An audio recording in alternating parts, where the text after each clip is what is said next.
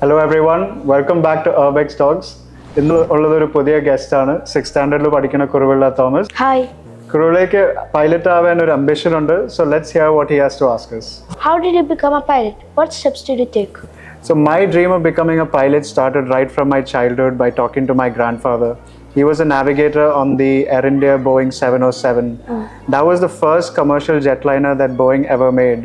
So when he used to be a navigator, I used to make fun of him saying, "Oh, you're just a navigator, but I'm going to be a pilot." So right from then on, and then when I finished school, I had my physics and maths in 12th standard, which is a requirement to become a pilot. And thereafter, after my graduation, I did my flight training in New Zealand. New Zealand is an amazing place to do your training because of the amount of weather you experience, the different types of airports, the terrain, the mountains, the views. And once I did my commercial pilot license in New Zealand, I got back to India, converted my license, and thereafter I did my training on the Airbus A320. What is the biggest plane you can fly? So after I finished my basic training on a single engine and multi-engine aircraft, thereafter I did what's called a type rating. A type rating is a training course that pilots do that ensures they're trained to handle highly complex aircraft in both emergency and routine situations. My type rating was on the Airbus A320, which is one of the most best-selling aircraft in the world. Sir, in your doubt, do you feel scared when you experience turbulence? Correct passengers എന്താ മനസ്സിലാവാത്തതെന്നറിയോ? Turbulence is a very normal part of flight. As pilots, we often anticipate turbulence because we've got airborne weather radar that is equipped on our aircraft, which tells us what is going to happen ahead of us. When we do see weather, we try our best to avoid it, or in some cases, you have no choice but to go through it. In such a situation, we often take a lot of precautionary measures, such as announcing that there is going to be turbulence and ensuring that our passengers have their seatbelts fastened, or we try our best to talk to the air traffic control and request a different path. Okay, sir.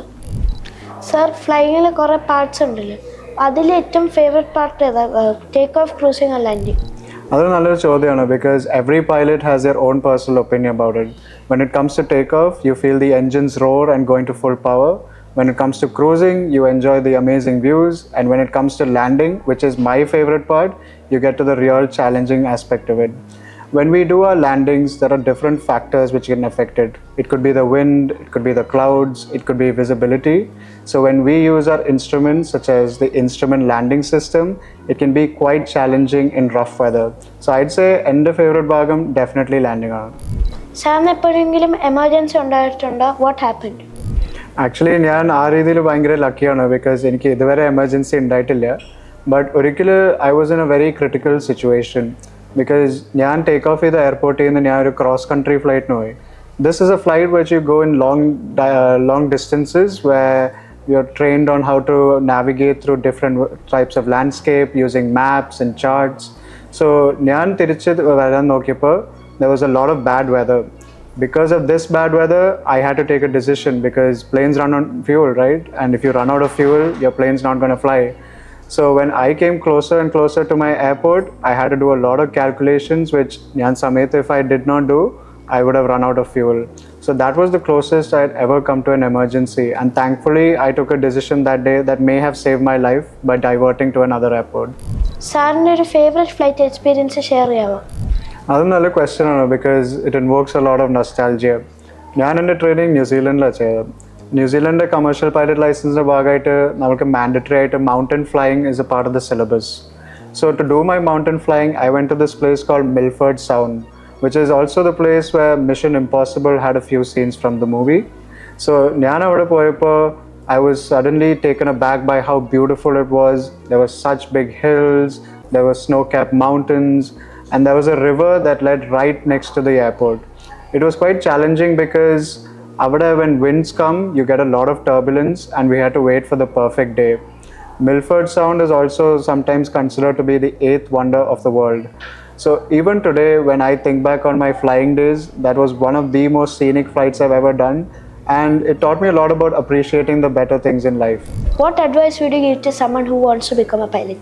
I'm glad that you asked me that question because a lot of people don't realize that these epaulets and the uniform is something that is not given, but it is earned. The most important thing a pilot needs, in my opinion, would be discipline, because the journey from finishing your exams to the cockpit is a difficult one. Throughout this journey, Your ups and downs are just not going to be takeoffs and landings. You're going to have good days, you're going to have bad days. So it's all about having the resilience to stick through with it. This was indeed an eye-opening experience. Thank you for sharing your thoughts. It's been great talking to you as well, Kuruvila, and I hope I see you one day on the flight deck. Thank you.